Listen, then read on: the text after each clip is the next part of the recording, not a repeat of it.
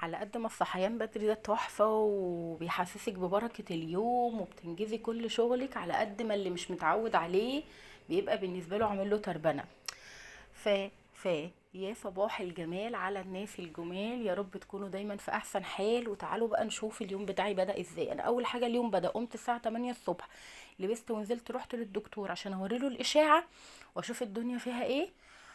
ولقيت نفسي دخلت في موال تاني، هبقى اتكلم معاكم الموضوع ده باستفاضة. وانصحكم انكم بجد ما يعني خلوا بالكم من نفسكم يا جماعة. والله احنا لما بنأذي نفسنا وفي عضو في جسمنا بيتأثر مش بيرجع زي ما ربنا خلقه، فخلوا بالكم من نفسكم. قعدت شوية تمام وجبت فطار انا ومحمد، وبعد كده دخلت على طول على البلكونة ظبطت الستارة اللي مضايقاني جدا دي. فعايزة بإذن الله قبل رمضان محمد ينزلها اغسلها، وبعد كده اخيطها على المكنة، اخلي الحتت كلها لازقة في بعضها بالخياطة. لان حتة ان هي مفتوحة كده دي مضايقاني جدا وبتبعد عن بعضها، وانا قدامي جيران فبالنسبة لهم انا كده كتاب مفتوح. فعايزة اعمل الموضوع ده ان شاء الله. لميت الغسيل ودخلت على اوضه النوم، يعني روقتها وظبطتها الحمد لله.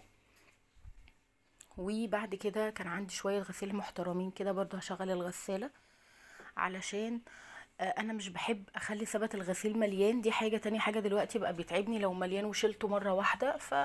يعني بنحاول ان احنا ايه نظبط الامور يعني. كنت محتاره اعمل اكل ايه بصراحه، فلقيت نفسي قلت طب ما خلاص اعمل مكرونه واسلق بيض واعمل شويه بطاطس محمره واحط شويه دقه حلوين كده. طبعا الدقه دي يا جماعه لازم لازم لازم لازم اعمل منها جردل في رمضان. عايزه اعملها معاكم يا بنات والله، بجد هتعجبكم قوي. هي تحفه بقى مع شويه فول وبقى والبيض والبطاطس بقى، حاجات السحور الجميله دي. بعد كده دخلت على المطبخ على طول عشان اعمل كوبايتين شاي حلوين كده ليا انا وزوجي العزيز. واليوم بتاعي ما كانش طويل انا عارفه، وروتين صغنون خالص، لان انا كنت صاحيه بدري، وانا بالنسبه لي الصحيان بدري ده متعب. ولاني مش بعرف انام في وسط النهار، حته ان انا اريح وسط النهار دي شويه لو مش ورايا حاجه مستحيل. انا بتعب جدا لما بنام وسط النهار، بقوم تعبانه اكتر ما نمت. فلا بقول لا انام بالليل، يعني بقوي نفسي لحد ما انام بالليل. وبس كده عملت كوبايه الشاي الحلوه ام نعناع بتاعتي، وعملت لمحمد الكوبايه بتاعته التحفه. وظهرك ايه كنت بتعتلي وانت نايمه؟ تعالى يوم. وبس كده والحمد لله اليوم بتاعي كان خلص.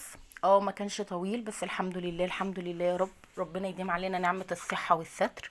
وكل سنة وانتم طيبين. واستنوا بقى الأيام الجاية عشان هنعمل شوية تفريزات تانية حلوة، وهننزل نجيب زينة رمضان. وكل سنة وانتم طيبين.